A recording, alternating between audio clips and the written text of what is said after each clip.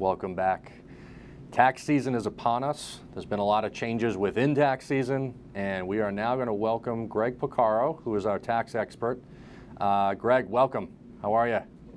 I'm good. Good to be here.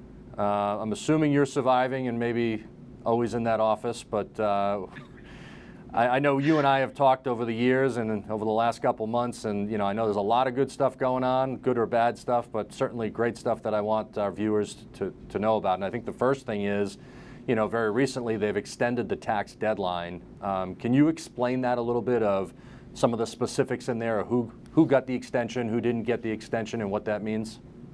So, unlike last year where the extension was broad, applied to everyone and everything, this year it's much more targeted. So now only individual people that file Form 1040 have until May 17th to file and pay their income taxes for 2020.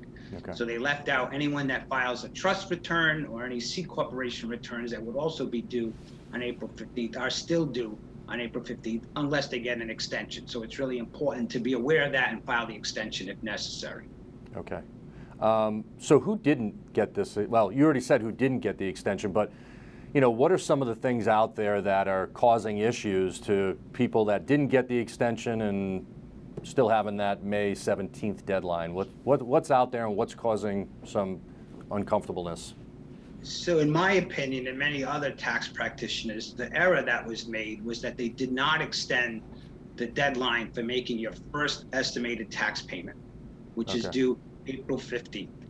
Normally, and last year, they moved it along with the Form 1040 because the two documents are intertwined. If you have an overpayment for 20, you might want to apply it to 2021 and maybe not have to make a first quarterly payment. That happens very frequently, especially coming off such a year like 2020. The other side of that equation is if you have to make estimated payments, it's based in part on your 2020 income tax return. So they're intertwined. It's very difficult to separate them. So in effect, for anyone that's self-employed or has to make estimated payments for other reasons, they have retirement income where there's no withholding or investment income, they actually have to almost get the return done by April 15th anyway, right, to have a reasonably good basis for estimate.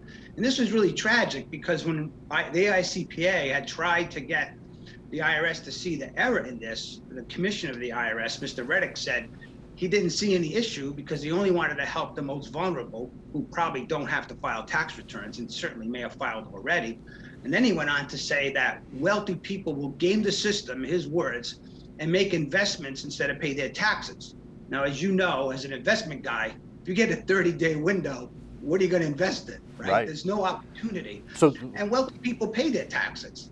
Yeah. And Janet Yellen added insult to injury when in front of Congress, she said, basically only wealthy people make estimated payments. It doesn't make any sense. I mean, I have 250 clients that we now have to decide what we're going to do by April 15th. Some of them are very wealthy. Most of them aren't, just like the rest of, the demographic. So what you're saying is they ultimately said, we're going to let people keep money for another 30 days and invest that money? Well, that's what the commissioner said, that he felt wealthy people would, instead of making that April 15th payment, if we gave them another 30 days, they'd invest it somehow. Okay. Obviously, that's not a big enough window, as you know, to make any kind of an investment. And when you look at the data, according to IRS data for 2019, 78% of the people that paid an underpayment of estimated tax penalty made under $200,000. Wow. The people that made over $1 million, only 2% of them had an estimated tax penalty. So they were way off on their assumptions. Yeah. Yes. Is the extension the same for the states as it is for federal government? Well, the states followed the May 17th deadline, for the most part, all states have done that. Not every state. New Hampshire didn't, for example. Rhode Island, Connecticut, Mass did. As far as the estimated payments, every state that I'm aware of followed the Fed. So that means you have to make your state estimated payment by April 15th as well. So it's really caused a lot more confusion than assistance. So we're focused, our firm and many of my friends, April 15th is the deadline. We're going to do as much work as we can, get everybody in good shape. And then if they get an extra 30 days and they need it, that's great. Yeah. Okay. Moving on, a lot of people received unemployment last year that normally would not have. And I'm even confused at this point. Some were taxed. Sometimes it said it was going to be taxed. Other times it says it wasn't going to be taxed. What was the final verdict? I believe it was that it wasn't taxed, but what happens if you had paid the tax on it? How's that all working out during tax season now? So, we talked about this last year because, the federal government had enhanced unemployment. And we mentioned on our show that make sure you have taxes withheld because it is taxable, or it was taxable at least. And then lo and behold, on March 11th, the government decided that, well, maybe it won't be all taxable. So for people who make under $150,000, the first $10,200 is not subject to tax as far as unemployment benefits concerned. Okay. So if you're married, it's 10,200 times 2 people. So that happened on March 11th. So we already have a bunch of returns that were filed, and we had over 100 that we couldn't transmit once the law was changed. So at the federal level, we had this change. Now the software's been updated, at least for us, the federal level, we can start filing returns. The states, however, again, all different. Rhode Island has a specific law that requires the taxation of unemployment. Massachusetts is taxing it. Connecticut's not. So depending on what state you live in, you're going to have a different result. The best news that came out of all this, because retroactive changes so late in the game, is just terrible, right? Is that the IRS said they're going to be able to fix anybody's return that already filed and overpaid their taxes and automatically send them a refund for the difference, which could be up to, on $10,000 at $150,000 income bracket, you could get back $2,000.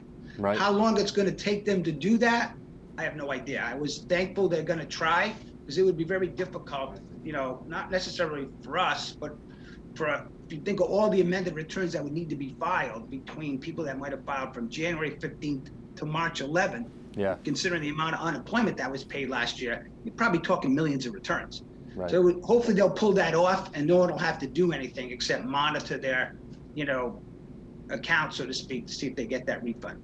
Okay. Good to know that they're making the effort there to kind of fix it on their own, and I know that could be a little delayed. So let's move on to last year. I believe it was in the CARES Act where you could take your 401k distribution. I might be incorrect. I'm not sure. Can you tell me how that's working? So people obviously needed some help. They took money from their 401k. Some people, and I realize that some people thought it was going to be tax-free. It was really just penalty-free, still taxable, still income. What are the rules around that? So this was a unique or interesting way to give people who may have found themselves in a really difficult financial position due to COVID to have access to retirement plans, their retirement assets, pay some tax, but have the ability to get that tax back and have 3 years to pay it. So we've seen several situations where people had lost their jobs, which is one of the criteria, felt insecure about their situation financially, plus the market back then was in an uproar, and took distributions to stabilize their household living expenses. So when we got around to the point of doing the tax return, they never mentioned it, right? So now they have this potentially large tax. So when I spoke to the person, he explained to me that he had taken it out and it qualified. That means he could spread his amount, which happened to be $75,000, over 3 years. Okay. Which means he paid much less. And if he pays it all back within 3 years, he gets his money back from the federal government by filing an amended return. So it was a really, I think, creative way to give people a chance to use that money if COVID affected their lives financially, or if they were sick with COVID too. So there were like 5 criteria, and they were relatively simple to meet given the situation that was going on, in 2020. And you could do that in your workplace retirement plan or your individual IRA, correct? Correct. Yeah. And there's a new form, 8915E, that helps you report make the election to pay that tax over 3 years. It came out a little late, so I also held up some returns to being finalized, but it's definitely helped out several people. Okay. Talking about small businesses, obviously the PPP loan was pretty popular last year. And I think it extended a little bit. Is it still available today, or was that done last year?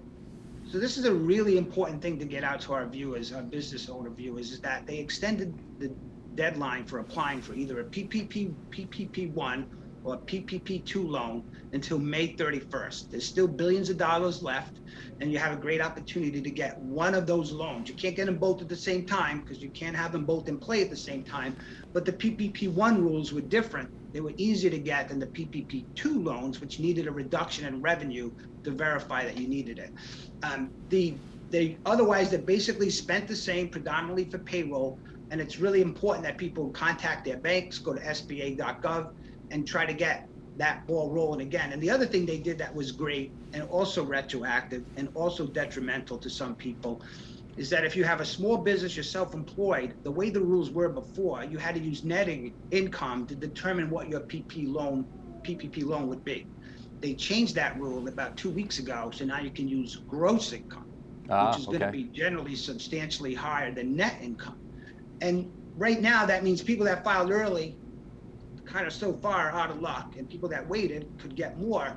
There is talk about a mechanism to allow for an amended application for someone who applied under the old rules. I haven't seen anything official. It's all more or less rumor, supported by good intention probably. We'll see what happens, whether they get something like that. But you have to keep an eye out for that change as well. Yeah. All right, as we finish up, what are some things to look forward for this year in 2021 that we should be aware of right now? What are some of the changes that are made to the tax law? So again, at March 11th, the American Rescue Act was passed. A lot of interesting provisions. Some of the ones that I think surprised me and are great for individuals. One in particular is the ability to pay for dependent care benefits via your employment at a greater rate. So they raised the threshold from $5,000 to $10,500. So that's a big thing, because as you know, childcare is extremely expensive. So having the ability to pay for it pre-tax is great. The child tax credit and the earned income credit was substantially enhanced. I haven't worked through the details. I'm still figuring out what happened in 2020, but 21 we'll have to figure it out. But it looks like it's going to be substantially enhanced. It is substantially enhanced and will help a lot more families, especially with children. So those are big items I think that are going to be beneficial. On the business side, a lot of tax credit enhancements, particularly employment related, family leave, employee retention, extremely complicated. But you have to be vigilant. Once this year's behind us, we're going to have to revamp to see what's new for 21. And it's not over yet. I mean, there's tax proposals being kicked around right now relative to infrastructure investments that are, I've read them. They're somewhat draconian. If you happen to be a high income person, you could run for the hills. All right. Hey, Greg, as always, great job. We would love having you on, and we wish you the most success for the remainder of the tax season. Hopefully April 15th 2 weeks. is 2 weeks. All right. Thank you very much. When we return, we will talk about taking in-service 401k rollover distributions. Stay tuned.